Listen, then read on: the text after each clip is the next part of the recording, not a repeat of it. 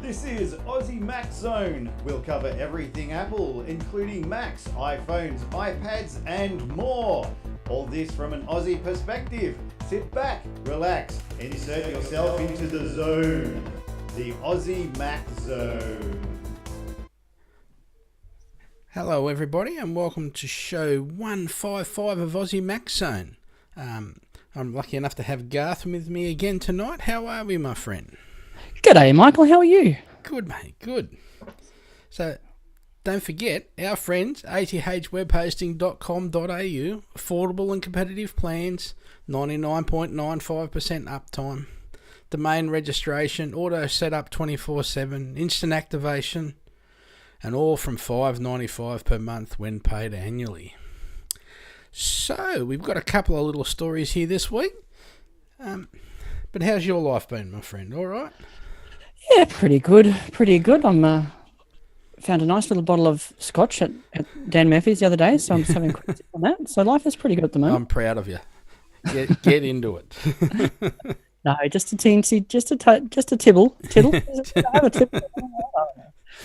It's nice though. Yes. So, You're safely back from your trips, obviously. yes, excellent. Had a good time back up to the cold.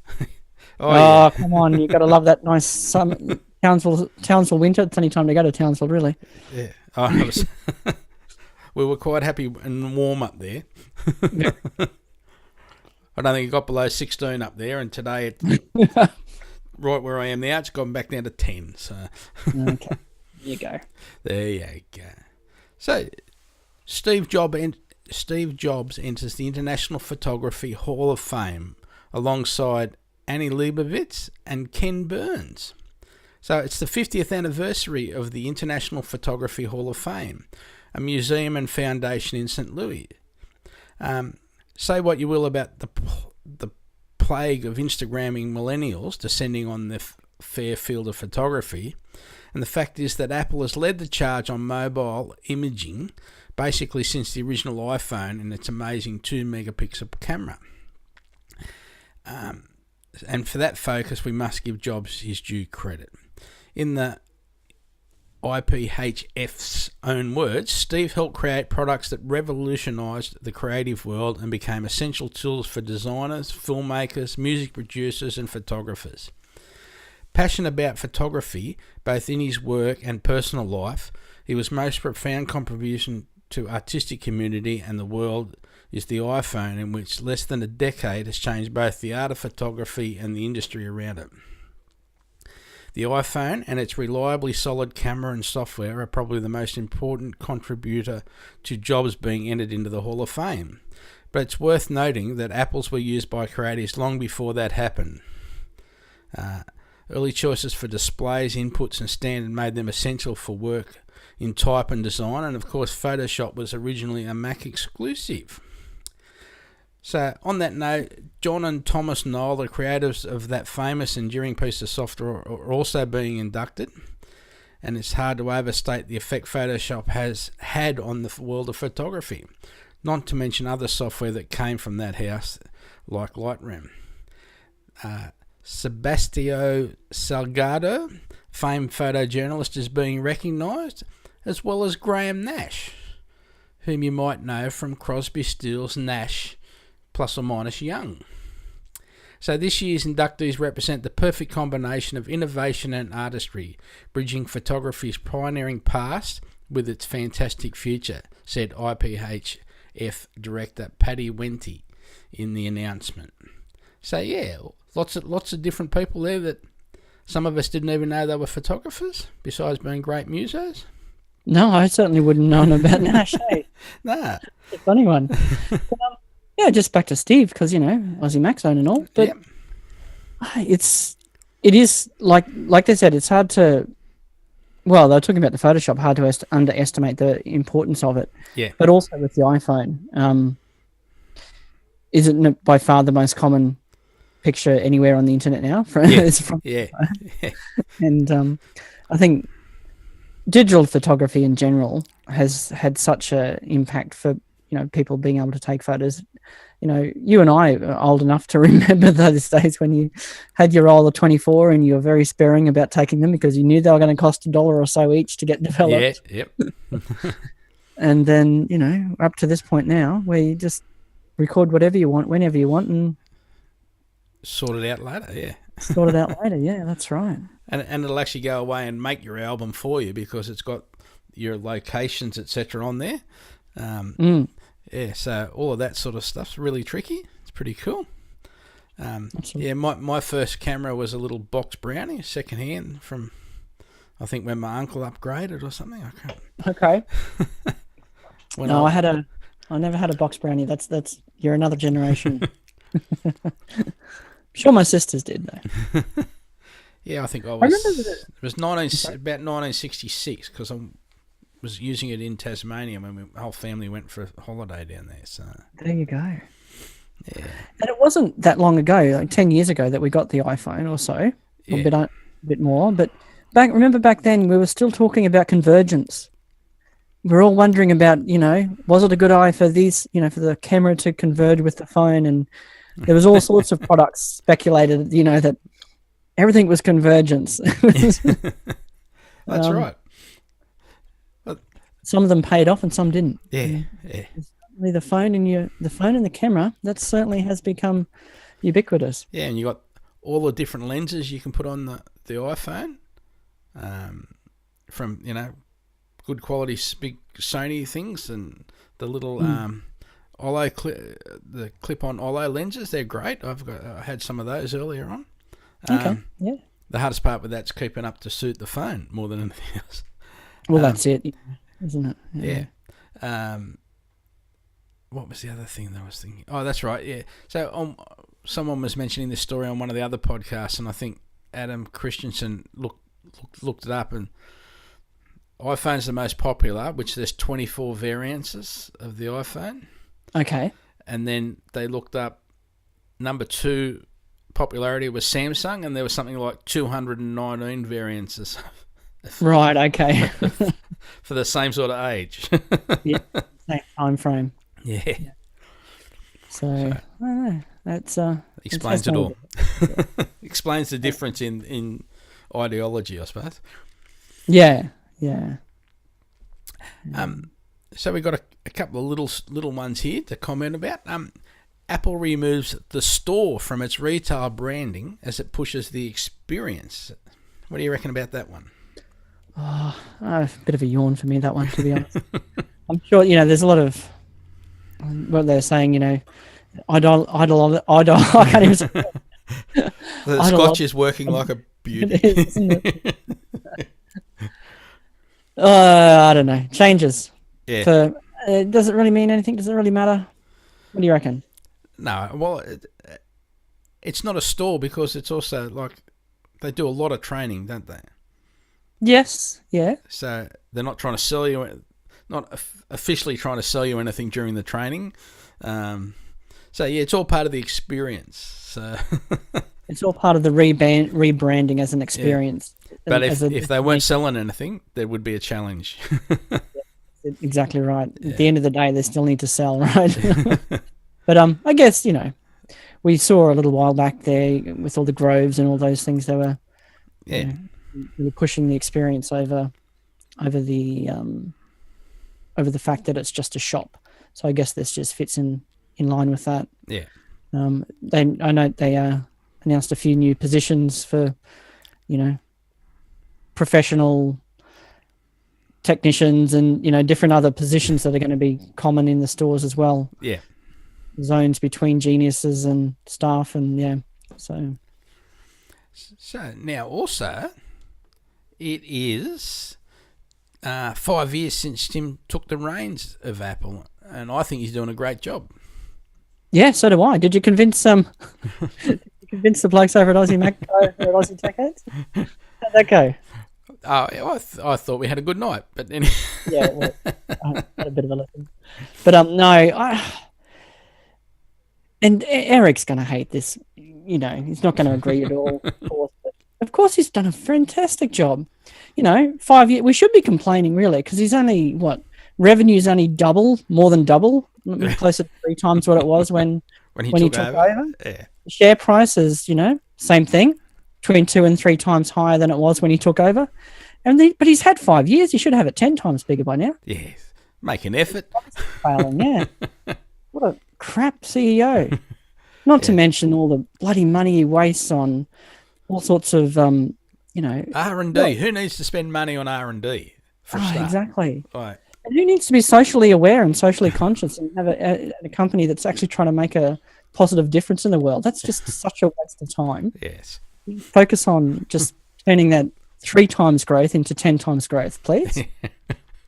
Yes. Stop stuffing about, Tim. Bloody hell. And lastly, it's 5 years since we lost Steve Jobs, and we still miss you. That's indeed. Yeah. So, on a brighter note, we've got the massive iPhone speed improvement that no one's talking about. One of the reasons the iPhone 6S is so fast when compared to the iPhone 6 is because of Apple's way of handling memory. According to a Nantex detailed explanation of the matter, Apple adapted its MacBook SSD controller, which makes MacBook data transfers incredibly fast, and modified it to use inside a smartphone. Furthermore, the report revealed that the iPhone 6S uses NVMe protocol with custom NAND memory, which ruled out UFS or traditional eMMC. The iPad Pro and the iPhone SE uses the same type of storage as the 2015 iPhones. In tests, Apple's storage solution beat the Galaxy S6 series, which came loaded with UFS 2.0 built in, and that's itself being incredibly fast memory. So just to give you an idea, bigger is better. Sequential writes of 256 kilobyte writes. So the Apple 6S will do 163.2 megabytes a second. The Galaxy S7 will do 61.4 megabytes a second. And the Galaxy S6 will do 40.69 megabytes a second. Once again, that's crap. It's only nearly 3 times better, so it's obviously rubbish. Yes, obviously.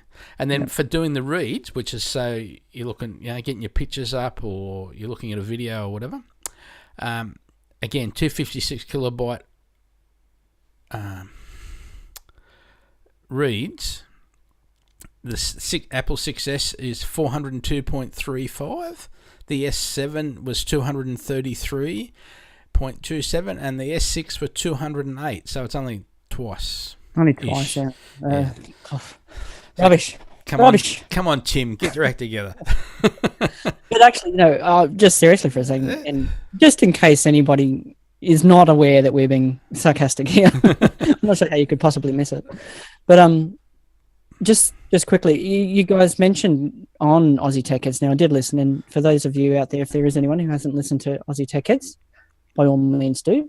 Last week, especially when Michael was on there, and tried to talk a little bit of sense into Eric. I love it. The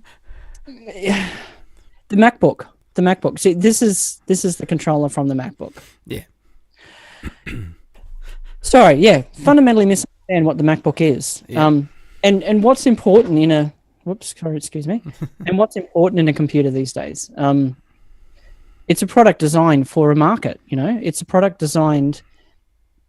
I think Eric was looking at the clock speed. Okay, this is rubbish, and if you look at the clock speed, it is rubbish. 1.3 or something, isn't it? You don't look but it's not important. He was saying, a computer I had in 1998 was faster, but it wasn't. I wonder if many people who have criticised it have actually used it. Yeah. Which CPU was faster back in 1998? Yeah, exactly. Like, what are you talking about, really? It has the M tag on it. It's a mobile processor. It's a processor designed to be in a computer that doesn't need a fan, that's light, that weighs nothing, and lasts all day. Yeah. It's completely powerful enough, especially given the speed of the RAM and the SSD, that the processor is not the bottleneck. Was never the bottleneck. It's It's a laptop that is tiny, light, no weight, and lasts all day, and is completely up to the task of doing anything that most people would want to do on it. Yeah. And are you going to render out a 2-hour movie in 5 minutes? No, you're not. But that's not the computer to do that. That's why you have a desktop at home, or a more powerful machine at home. Yeah. It might not be the right computer for everybody, but it meets its specification. It does what it's intended to do. And the fact that the processor is clocked down low is irrelevant, because it wasn't the bottleneck. It wasn't the problem. I don't know. That's what it's for. Yeah. So it does exactly what it's supposed to do. It's not for someone who needs a pro anyway all day. No, that's right. So, and to be fair, most people who think they need a pro probably need the pro for 30 seconds every couple of weeks. You know what I mean? That's exactly right. People like to think that they are, I need a pro because I'm a power user. Actually, no, you spend most of your time on Twitter and Safari, you'll be fine. or whatever the case may be. I'm not saying that's not Eric at all. Wasn't making any assumptions there, but a lot of these, I don't know. It doesn't have to be the right computer for you to be a good computer in its own way. Sorry, okay, I'll stop now. That's all right. All right. So done. Then our next stories. Firstly, I need to say thanks to Meg's Monograms in Townsville for the bandwidth I used last week for doing the 2 shows. While I was travelling, and want to give a special shout out to Meg's Monograms in Townsville for using all her bandwidth. So it's just a thank you. Very good. You had plenty of it, so that's good. Yes. Microsoft and Google gang up on Apple in new ads. So Apple is getting picked on by both of its two of its biggest competitors, Google and Microsoft. They use some of Apple's well-known user pain points to promote their own services in 2 separate TV and YouTube ads this month. Microsoft went after Apple by pitting its new Surface Pro 4 and Cortana against iPad Pro and Siri. And Microsoft new ad shows the iPad and Siri throwing a party for getting a keyboard. So if I just try this bit, and we go like this. Hi Siri, what's the party for? I just got a keyboard. I'm a computer now, like you. So you have more power? Like an Intel Core i7 processor? Like I said, I just got a keyboard. But you're running full Office, not just the app version, right? I don't like where this is going. And what about a trackpad and external ports? Maybe this party thing wasn't such a good idea.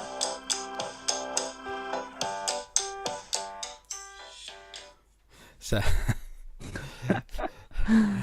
don't most people agree that the mobile versions that Microsoft have done for the iPad are far better than any of the desktops?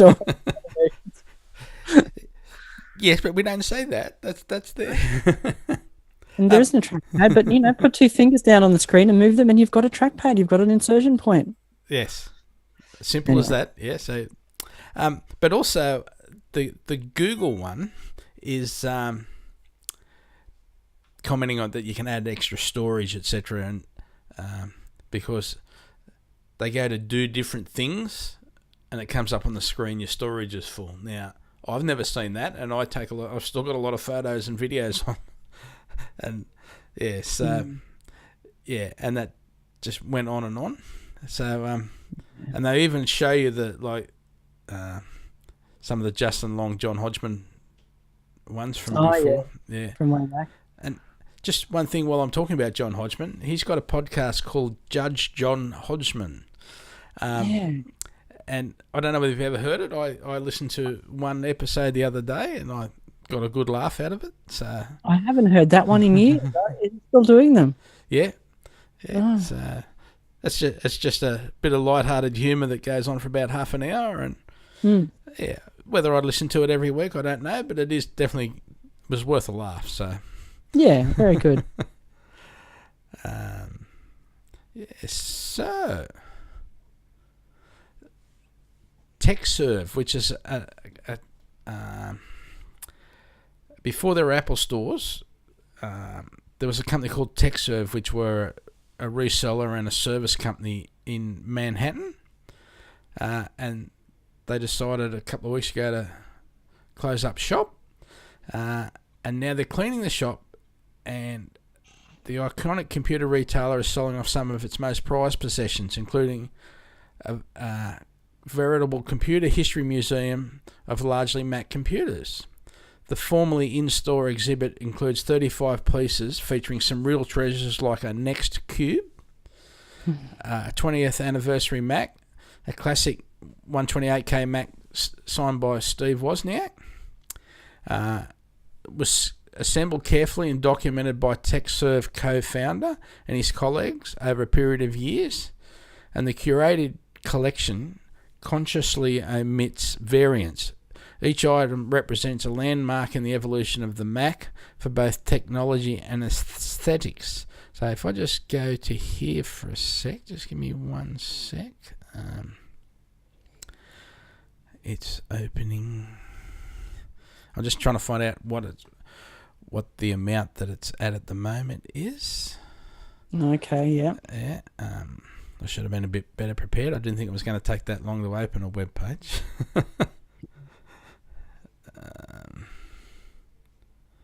So, yeah, they've had 12 bids and they're up to $29,000 for the machines. What machine is that, or is that that's for a lot of? That's for all of them. All of them, 29. Okay. Yeah, so it goes from. It looks like a 128. It actually looks like an Apple IIc at the top, and then you've got Macs and the Mac laptops, the early Mac laptops, going right through to the iMacs, the soccer ball one, etc. Some soccer ball one. You know, the one's like half soccer ball on the bottom with the round base. Oh, I don't think I've ever seen that. So the first iBook. Yep. As another example, yeah. But all right. Yeah. So if I can just go back to the show notes. Here we go. Yeah, so 29 grand. I think that's a pretty good value for what you're getting. So now I've got some more good news, my friend. Yeah, what's that? So our prize winners. We got to it. Yes. See, people are probably starting to doubt us by now, but no, we did get to it. Yeah. So I went through and I've tried to work out to make sure that the people that followed the rules, etc. So I've upped the actual prize value on the iTunes one to a $50 one because I've only got one winner for each group. So for Twitter, we've got a Simon, which will get a $50 iTunes or Apple gift card because I'll contact them and they can decide what they want. Our Facebook group, Mark will be getting his choice of $50 gift card. Mm-hmm. And in iTunes, there's Dinkle. He will get a choice for a $50 iTunes gift card. That was originally going to be two $20 ones, but because it doesn't matter. You know what I mean? So they're our famous winners. That'll be Dinkle, Mark, and Simon. There you go. So if you expect a contact from, hey, can you contact the iTunes ones easily? I think we might have to get in contact with you, I reckon. Yeah, but I think I've got them on another list as well. So. Oh, okay, very good.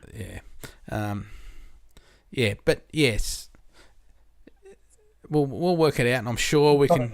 If I have a hassle, I'll give him a call out next week. There you go. So yeah, good on you guys. Thanks for participating. Yeah, they're our famous prize winners, and you all thought we were just mucking about. Yeah. So don't forget, we've got Aussie Tech Radio. I've been listening to it again now that I'm back in the real world, just sitting in the room on my own. Yeah, that's cool. Aussie Tech Security and the Aussie Tech Heads podcast. So what else? I've got Microsoft now let you import Evernote content into OneNote on the Mac. So earlier this summer, Evernote limited the free tier of its note-taking service to use on just 2 devices, while raising prices for its paid plans. While the move was clearly intended to make Evernote's business more sustainable, reaction from a lot of vocal users was to switch from Evernote to OneNote or Apple Notes. So now Microsoft has responded with a new import tool that lets OneNote users pull in content from Evernote. So Microsoft says that so far 71 million pages have been imported from Evernote to OneNote since March. And now the importer is available on the Mac. Far out. Yeah. You can find a tutorial for how to move from Evernote to OneNote in a link below, which will be on the show notes. And the pitch here is that OneNote is available on the web, Mac, iPhone, iPad, and even the Apple Watch, without charging a multi-device premium. And Microsoft is also pitching that Evernote's premium service costs... Microsoft's also pitching that Evernote's premium service costs the same as its Office 365 subscription, which includes productivity apps. You know, that Office 365 is a bargain, I reckon. Yes. That is a good deal, that one. That's one I paid for, because you've got, 5 installs of Office on desktop devices, 5 installs on iPhones, iPads, mobile devices. Yeah, whatever you like. Yeah. 10 installs in total, sort of thing. You can share those installs with family members. So, like, my son's got one, and wife's got some on hers. Yeah. They all get their own 1 terabyte of storage as well, OneDrive storage. Yeah. And there's some Skype credit in there too, which I've never used. But if you use Skype out, you pay for calling mainline, landline. Yep. Use some Skype credit in there too. So it's a pretty damn good deal, really. Yes. Of course it's a good deal. We're recommending it. Exactly. So, we've got a Even if it's AMZ... the Microsoft product. That's right, yes. AMZ listener comment. So, hi AMZ. Hope this isn't annoying to be in touch, but have had to share. I was finally able to get myself an Apple Watch. The improvement in productivity is prodigious.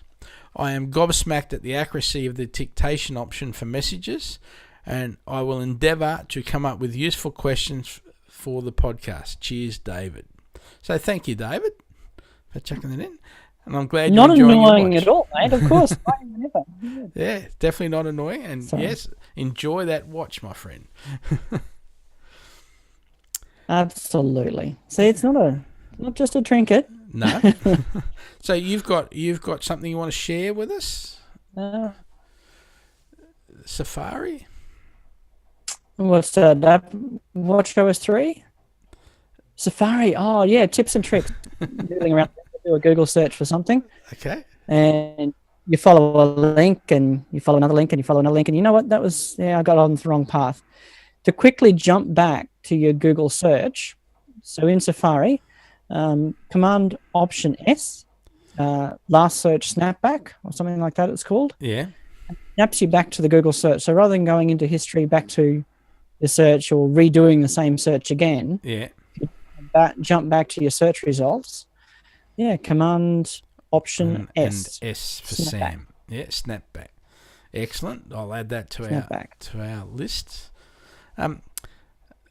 We've got an Aussie Mac Zone listener question. So, hi, I have an inquiry about repairing and or just getting photos and contacts onto another iPhone from an old iPhone 3 or 4S, I think. It's my old phone given to my father to use, and he damaged the screen and I can't see anything.